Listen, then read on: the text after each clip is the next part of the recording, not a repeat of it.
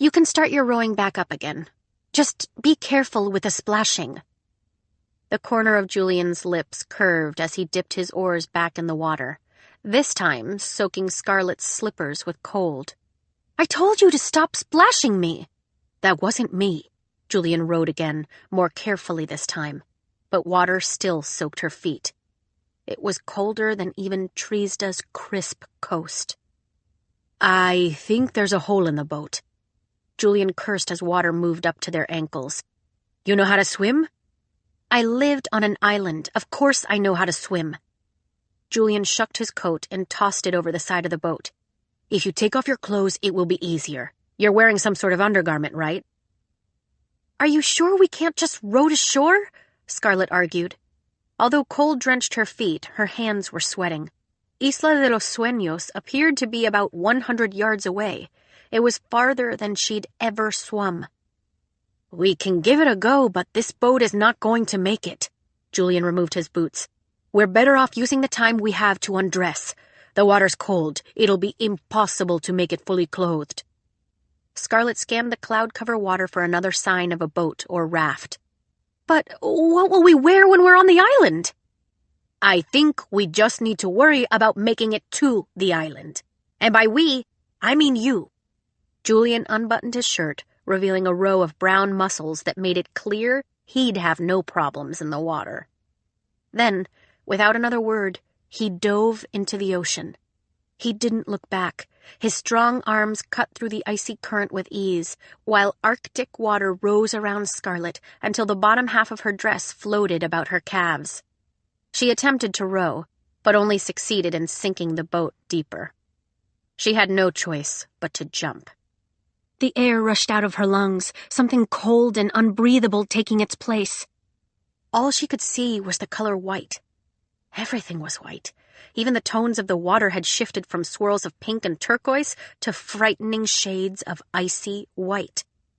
Scarlet bobbed her head to the surface, gasping for air that seared as it went down. She tried to push against the current with the same ease as Julian, but he'd been right.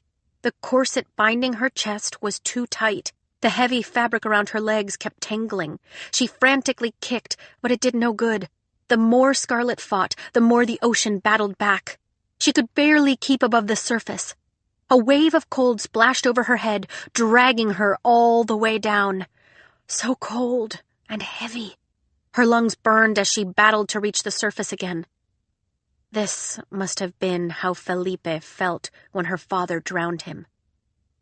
"You deserve this," said a part of her. Like hands, the water pressed her down. Down. Down. "I thought you could swim!" Julian wrenched Scarlet up until her head broke the surface of the water. "Breathe. Slowly," he coaxed. "Don't try to take in too much at once." The air still burned, but Scarlet managed the words. "You left me." "Because I thought you could swim." "It's my dress." Scarlet broke off as she felt it dragging her down once more.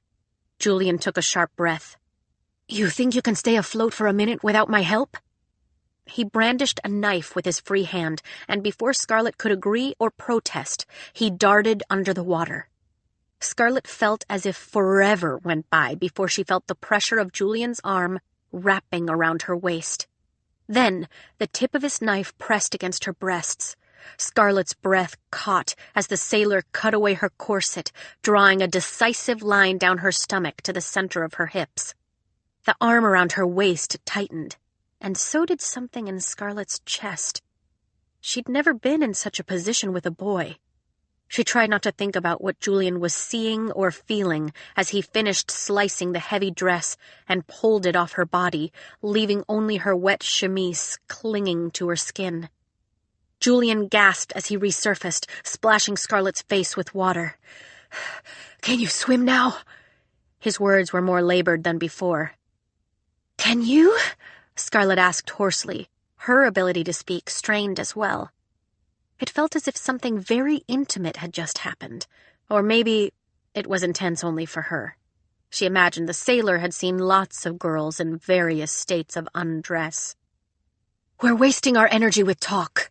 Julian started swimming, this time staying close to her side, though she couldn't tell if it was because he worried about her safety or if he was weak from helping her.